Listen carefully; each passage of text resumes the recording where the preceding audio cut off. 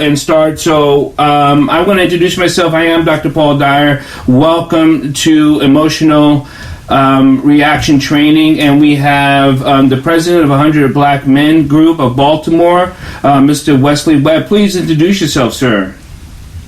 Yes, good afternoon, all.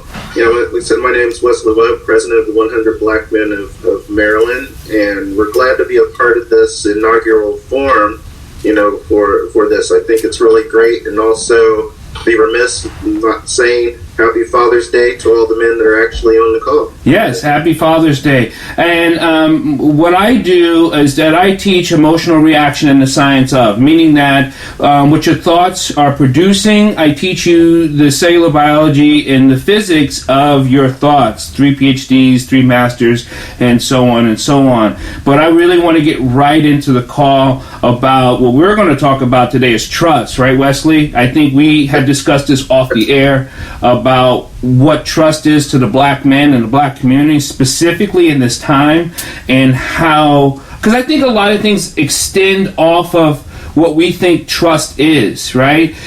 Trust seems to be this like this huge ominous thing, like we don't really know what it is, but I know when I have it. I know when I feel it, but I don't know when I see it. What do you think about that, Wesley? Yeah. And the thing is, the trust aspect, I see it as being a barrier to success for us as black men to be able to work together and communicate and so on, because we come from different neighborhoods, have different backgrounds, and it all kind of frames our way of looking at things. But we have to get beyond certain aspects of that, and be able to, have some type of acceptance, of one another when it comes to trust. I mean, it's just like one of those deals, they say, trust but verify, type things. We're going to work together, but until, you give me that reason that, that we should not give you that trust, right? Then we're going to move on. Yeah. And I think one of the things that us black men, and Happy Father's Day, and I agree with you, Wesley, Happy Father's Day to the people with this inaugural. I think this is an amazing platform. And if anyone who comes on who want to join with the video, please click on join, share video, so you can pop on in the box also. Then we can hear your voice. I know you can type it into the chat box, and that's great. And I can read it, and you have any questions.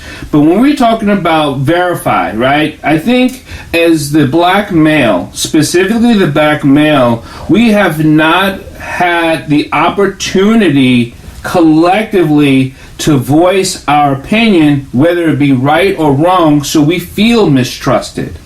So that's a feeling that we've had. Like, how did you gain your trust for yourself? Because it's individual trust, isn't it?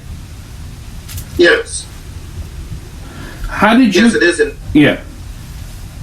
I'm sorry, go ahead. How did you gain your individual trust for you? I know for me, it was, what's our first initiation to trust? It's probably parents or close family members. Now, what if you brought up in a broken situation, no one really gave you that opportunity to allow yourself to be trusted or for you to trust others?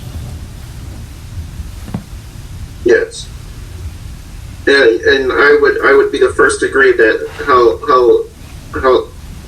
the way you're brought up in your home, your nuclear family, is the way it's going to shape your perceptions when it comes to trust and how to be, and also shape how you're going to feel about yourself when it comes to trust. Are you trusting yourself enough, your abilities and these type of things?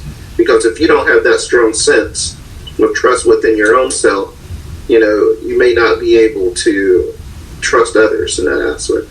Now, I know for me, like when I guess when I first realized I trusted myself, I mean, truly came to this, maybe it's a revelation or resolution, if anything, it was probably in my military career. Now, I played sports a lot, and I was practicing martial arts a lot, but to trust my ability of what I knew, what I was doing, probably didn't come until my 20s. When did it probably pop for you, Wesley? I would probably have to say when I was in the Army as well. Because one of the things which I did do, I was the only second person in my family that ever went into the military, so it was definitely going to be something that was very different in that aspect. And so the military gave you an opportunity just to go ahead and really discover yourself in that aspect of what you're all about, what you're made of, because you have to have a certain amount of mental toughness as well. When you're going through this type of training. There were guys who, during that time frame when I was going through basic training, who went AWOL. They just said, I ain't doing that. Yeah, I'm done. Okay, of course you think you will get shook, because you got some guys who are falling out, especially, it's a shock, when you're having someone talk to you where your parents never even spoke to you in such a way. Mm-hmm. Someone getting up in your face and yelling at you or pushing you down and these type of things, and you're trying to figure out in your head what is this all about and everything. But it's a way where, after a bit you learn they're breaking you down so that you can learn a new way. Yeah, and build up. And build. And that's how we have to kind of look at things in life, before you're going to crawl before you can walk. And trust is somewhat like that. You're going to give it incrementally in that aspect. And you're going to come to learn exactly what you're all about. And here's the thing, like if we just take that piece and let's look at, because we have to speak in what you call relative reality, and that's my physics issue in my head. Relative reality means of the now. If we look at ours in the now state, how when we're traumatized, it is difficult to ever have a conscious perception that I trust myself. Because once we have a mistrust within ourselves, it will be impossible to trust anything else. Like even if when we get married, and those of you, if you're married, put it in the chat box that you're married, you may fall in love, passion, she's gorgeous, I can't believe she's actually picking me. Right? When did it become, I trust this other person that didn't grow up with me, has to learn or wants to learn everything about me? When did that trust come? For you, Wesley, you've been married a while. I've known my wife since junior high, but those type of relationships, because anything outside of us is a relationship. Okay. Well, as they say, sometimes, what is it? You have to crack some eggs to get an omelet or something. I'm not on my first marriage. I'm actually on my second marriage. And, and the thing is, I had gotten married when I was in the military, and I learned about relationships even back then, and these type of things. And so from that relationship, I learned to trust myself, a little bit more. Mm-hmm. You know what you're looking for. You know what mistakes were made. You know what you're looking for in a mate and this type of things. And you just don't, compromise on that, and that type of thing. And when you have a mate where things seem to be in sync, it just reinforces that trust factor. This was a very good decision I made as far as going forward. And so I'm going on 14 years now, so like I said, I think I, made the right decision with that. And, and like we would tell anyone, in any situation, even when it comes to trust, everything is not going to be easy. No. Because when we're talking trust, we're also talking about relationships. There it is. And all aspects, so if you couldn't get this right, then it's going to cause you to question other things. So, in other words, by me personally getting my life on the right track and doing things, I'd say that was with marriage, but proving myself as far as with this marriage, it helps as far as in other things, in life, as far as when it comes to decision making. Now, I know people are usually religious based, spiritual based. I call it constructional based, meaning that something was taught to you to develop. But here's the thing: when it comes to emotional sciences, when you talk to the internal self, right? Your internal self doesn't know what is being taught. It just knows the vibration of how you're feeling it. So it doesn't matter if a good person's telling you great things. It could be Jesus Christ himself telling you some amazing things. If you don't know how to internalize the vibration of belief within yourself, then you just repel good information. Now, you being the president of the 100 Black Men of Baltimore, doing mentoring groups, how do you realize when those children that you're mentoring and the things that you guys do, you're connecting that trust? Because that's important. Because all the information out there is great, but if you don't trust yourself, then you're dispelling the information anyway. Well, that's a good question in that aspect, because just like I was talking about, where we come from various backgrounds, sometimes it's about the messenger. You might be saying all the right things, but this is something where it's foreign to that young man or whatever, because you don't look like him, you don't talk like him, you don't sound like him, but everything you're giving him is all the right information. So, as the president, I always make sure I'm bringing in a wide swath of guys from various backgrounds, where they will be able to go ahead and assist us with that. Because like I said, if it's about the messenger, well, I got such and such from over here, he can come and talk to you. He'll essentially say this very same thing that I'm saying, but because they can relate to him more, right? Going to have more of an impact. And that's what I'm looking for, because all I'm looking for is for a win, with the young man and everything. I don't necessarily have to be the face of it. If what we're doing makes an impact and it's positive and helps that young man, by me bringing in that other person, we've already won. It's a success. But it's not about me, it's about the organization as a whole and what our mission's all about. I just want to make sure that we're there to provide those type of resources in order to make it happen. And I think as traumatized black men in the society, as traumatized black community in the society, as traumatized, meaning trauma, we know what the word trauma is. I don't have to get into that part, but when you are struck with something historical and systematically, you are pushing against a waveform, right? You always have this push. That push is physical. It's mental. But the internal doesn't have a push. It has a stop. Things are always in motion, but things are not always in forward motion. They can be in reverse motion. And that is what makes us internally sick with how we are internalizing our push. Like, if I don't do this, I'm not a good man. If I don't do this, my buddies will laugh at me. If I'm playing sports and I don't have a good jump shot, then I won't play. So there's this push forward, but there's an internal regression about what we think, what we are. So when it comes to trust, I don't see, we are not going to be able to sprout forward in all actions if we don't trust ourselves. And that's something we got to either ask ourselves or ask and raise our hand and say, how do I? Now, how do we address that, Wesley? What do you think?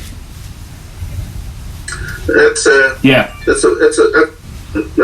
very hard thing, but of course, it always starts with you, the individual, right? And what molds them as far as their surroundings in that aspect. Because if they don't have a strong sense of self, then it's going to be a problem. But but that, not only a problem just with themselves, just a problem period as far as how they're going to interact with other people. It's going to show there. And so I think we have to learn how to focus on ourselves first. And I think get our mind. and when you said learn how, here's probably the most juggernaut thing I can ever think of. How do I learn how if I don't ask how? Because if I think I know how, then you are already backwards. That's it. If you don't say, you know what, I might think I know how, because ego gets in the way, right? And ego gets in the way, it stops the progressive action of all cellular action, period. If ego gets in your way, and people say ego is something that always has been around, and I don't believe that's true. I think ego is a construct that you develop yourself from your environment, your surroundings, and things you're taught. But if you don't ask, so even if I know 2 + 2 is 4, let me ask my math teacher. You know what I mean? And like, what do you come up with? So now you get to verify. And then once your math teacher verifies and says it's 4, and I got it this way, guess what starts to happen within you? Trust. Right. Because even if you're wrong, trust also starts to happen because you're like, I'm learning. Look at that. I did not know that. I did not know what you just told me. Now I'm able to learn, which means your body is able to absorb, which is trust. Trust is trust is absorption. It's not repelling. Yes. And to build upon that, just like you were talking, like with the math teacher, you know, there's nothing wrong with us talking to one another, having mentor, confidants. Yeah. You know, and that's some of the things, you know, where we may shy away from, because we as black men sometimes don't want to appear to be vulnerable, you know, in that aspect. But the thing is, everyone needs someone to talk to. And, you know, of course, with the 100, we have this deal where we're talking about mentoring over a lifetime. Right. And, you know, and the thing is, even though we may be mentoring, you know, adolescents, college students, and so on, the age group of the members of the 100 go from about 30 to 80.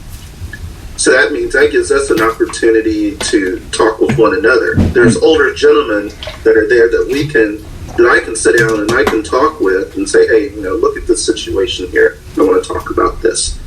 And so that's another way where we start to instill that type of trust, where we start to, say, build critical thinking muscles in that aspect, because they have the historical context to a lot of things. Yes. You know, even stuff that we're seeing today right now. Yeah. You know, like with Black Lives Matter, you know, and these other marches that they have going on right now.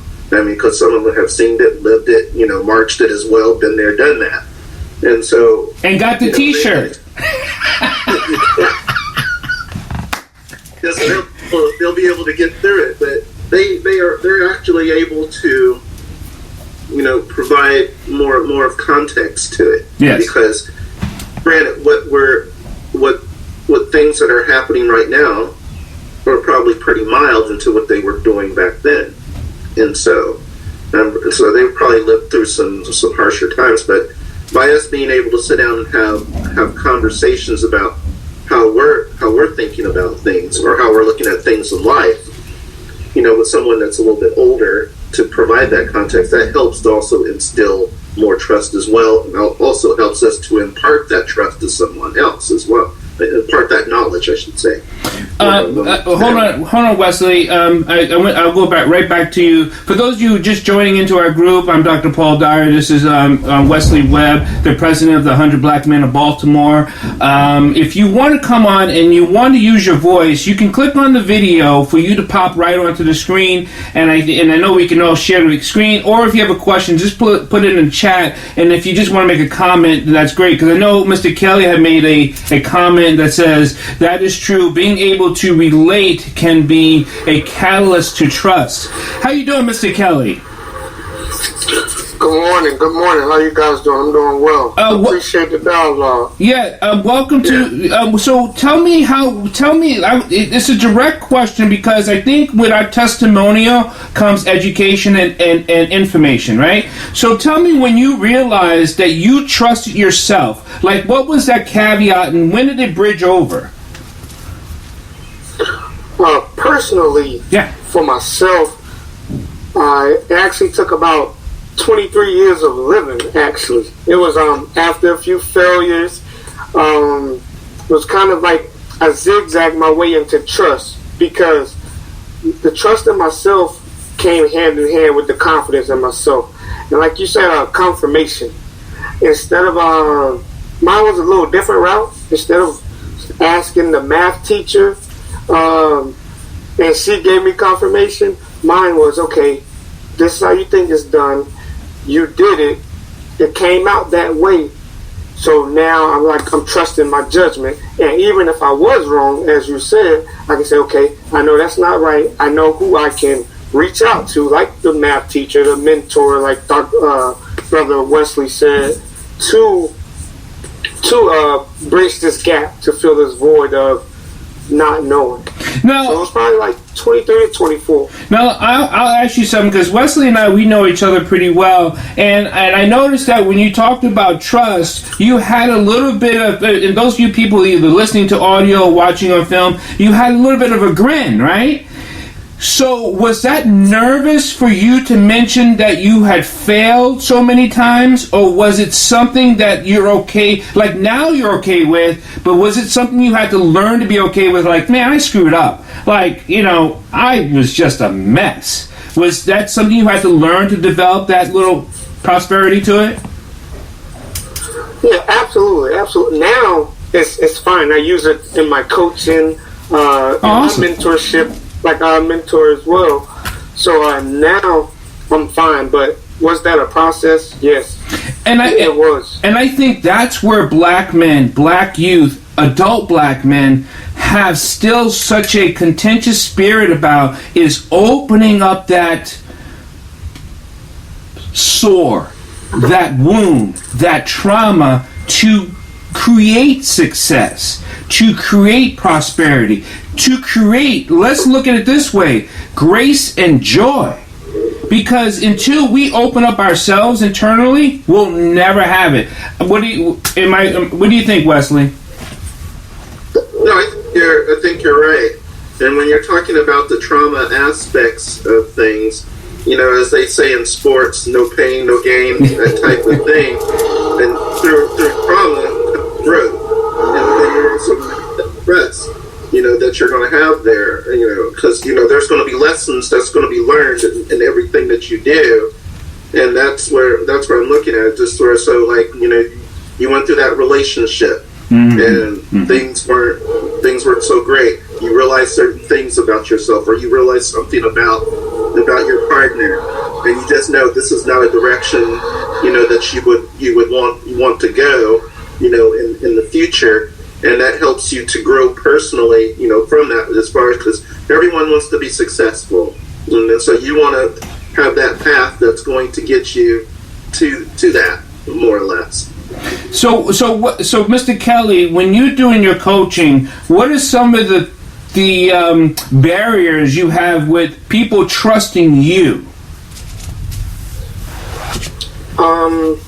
One, we're in this social media age, so social proof is the new, that's the new thumbs up. You know how it's like, okay, you got the okay to trust. Now they want to see, just like Mark, they want to see somebody else, see what you've done with someone else, and then they become like, okay, yeah, I trust it. Because you can tell people what you've done, and they're like, well, you're a unicorn. Yeah, you came from this environment and made it out and are excelling, but look at the people that did it.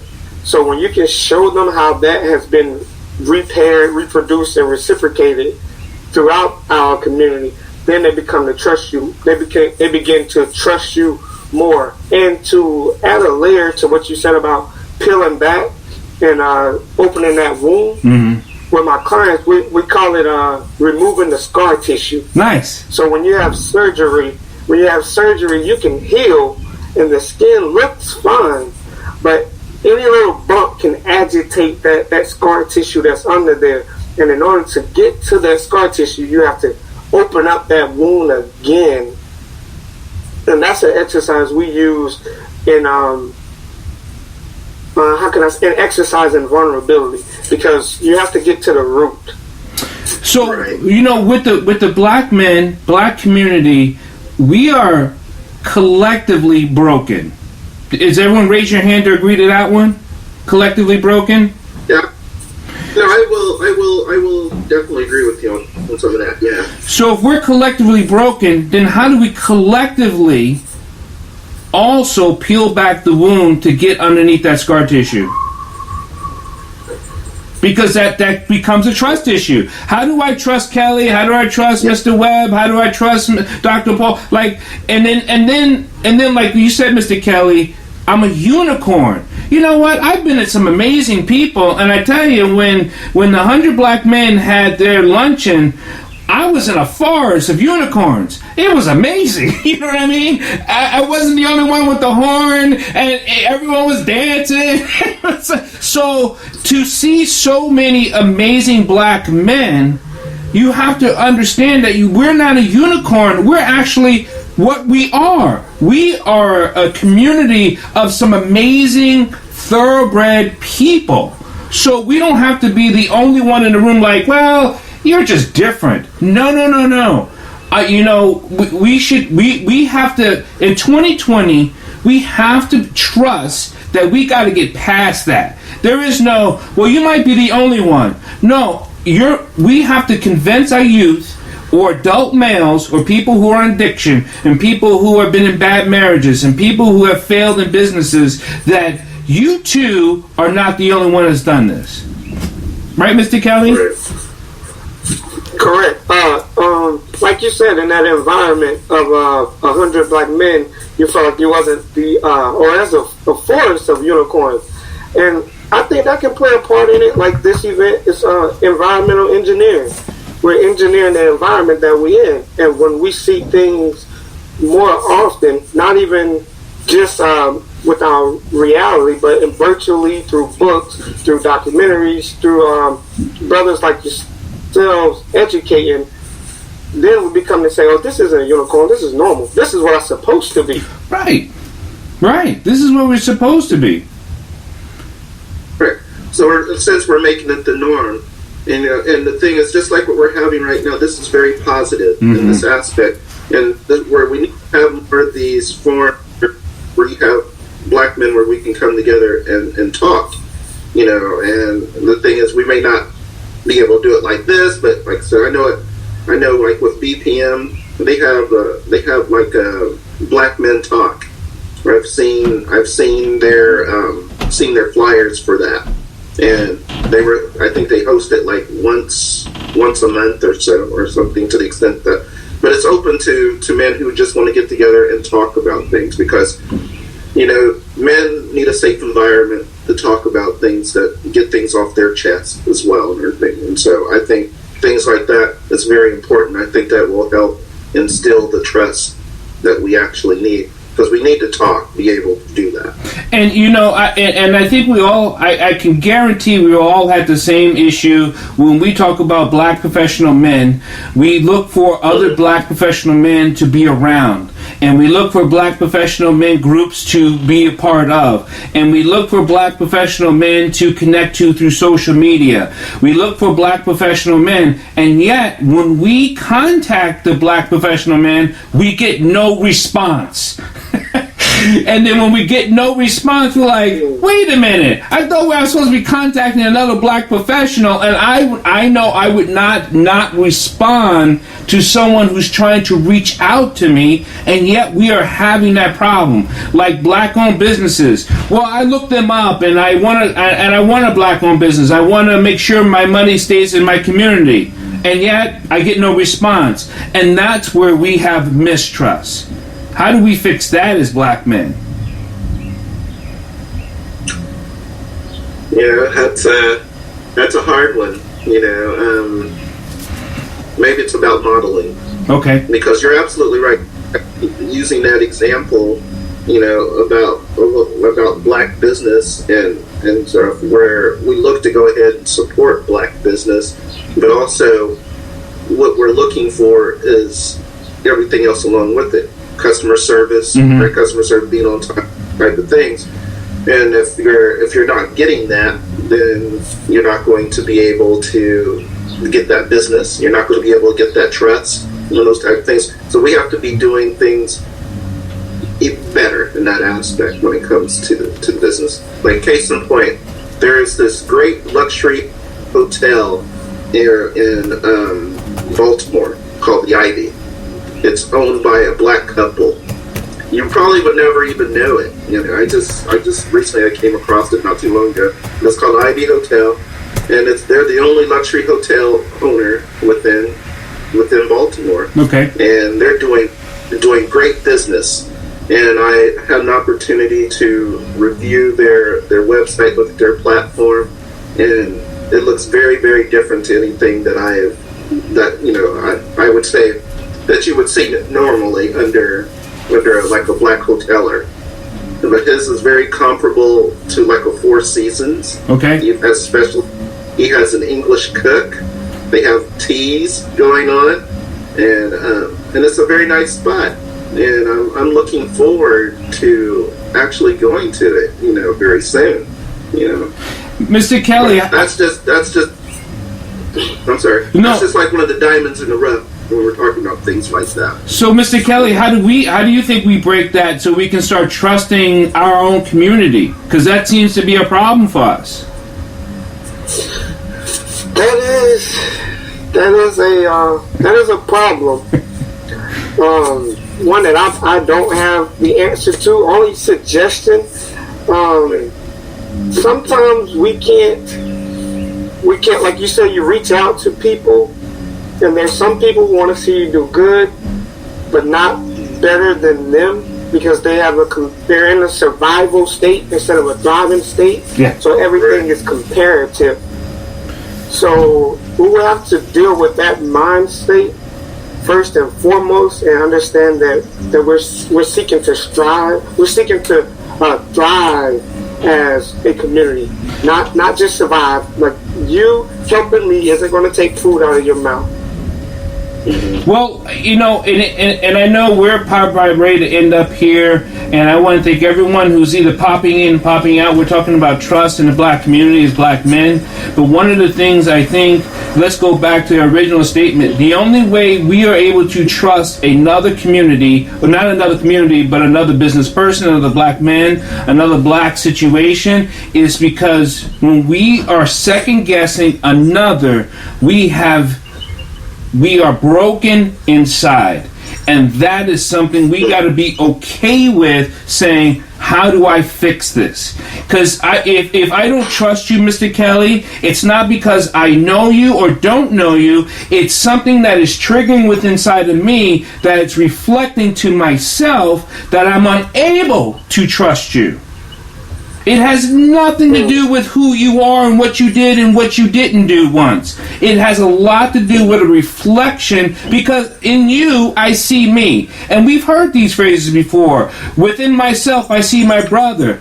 Okay, that's exactly true. So if I don't trust me, I don't know how in the hell I'm going to trust my black business partners or my black community or anybody if I don't trust myself. Yeah, that's true. That's true, because I absolutely agree with that. Because when I'm speaking with clients, sometimes I often talk about letting go of other people's perception of us. Like myself, growing up in a fatherless home, where my father shared with my mom when I was just a infant that he didn't care if I had a shirt to put on my back. If I was to go through life living my life off the potential that he saw in me, I would have never amounted to anything. And me and my father would speak, everything is good. You know why? Because I understand that he couldn't see potential in me because he didn't see potential in himself. So how can something that comes from him have any potential? I want to read this. Mr. Thomas, I'm not going to pronounce his first name because I don't want to mispronounce, but it's Initia Thomas. He says a residual of the Jim Crow Act, House v. Field. And it goes back to the trauma we talked about. When you understand how traumatized you are, you need to seek assistance. Not assistance to get you over something, but assistance to understand that who you are can be healed. Not because I don't want to drag you over because I know the path. I want to make sure you understand how you feel about the path. And once you get that internal feeling and you start trusting yourself, you will just come along. The light will just totally shine, and we will go from surviving to thriving. Like you said, Mr. Kelly. Right. And the thing else, what you were just talking about, Dr. Paul, when you're talking about getting that help, we have to put in a plug about mental health. Mm-hmm. What things is, like part of trauma, like sometimes, it does require for us to sit down and just have a discussion with someone who's a professional. And there's nothing wrong with it, in that aspect. I know that we're very leery to do that, for whatever reasons there may be. But the thing is, until you can get your mind right, you can't get anything else right, mm-hmm. And that aspect where that trust factor comes in.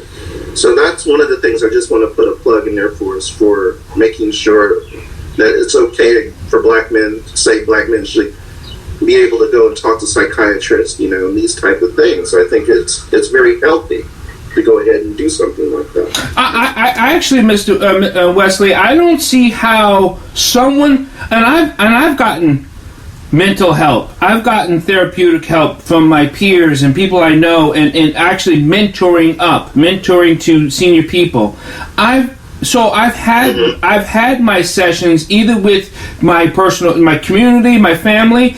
I'm very open about the trauma I've been through personally. Now, collectively, we are still traumatized from slavery or Jim Crow or anything that is happening now, or watching, George Floyd. We are traumatized. So for a black male, and if someone says I'm not traumatized, I would sure like someone to text me, call me, I'll give you my number, I'll put it in my box and say, nope, I'm good, I'm not traumatized. You would be the unicorn. Mr. Kelly, that's the unicorn for a black male, black community to not seek help, assistance, mentoring. You would be a unicorn. That'd be something that's absolutely unheard of. Mr. Kelly, how do your friends in your community, the people you surround yourself with, have they sought out mental health or association or that type of getting through things? Not much. I have personally. I'm an advocate of it. My household, we're very open about it, and we have a therapist that we subscribe to. That's awesome. But as far as my group of friends, my core circle, have not. And I don't know if there is a phobia or a lack of awareness. I think it's a stigma. I think Wesley said it right. I think it's a stigma that we don't believe that we need to help.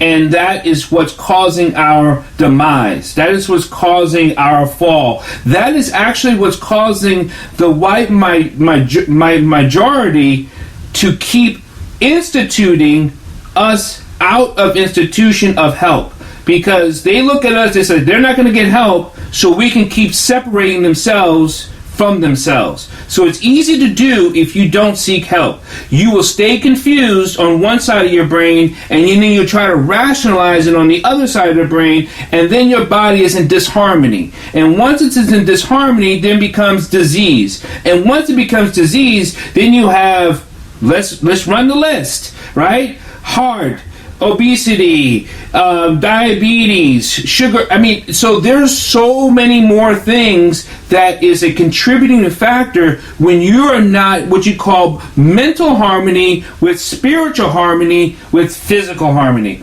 I don't understand how you can be healthy if none of those things are balanced. It's almost impossible.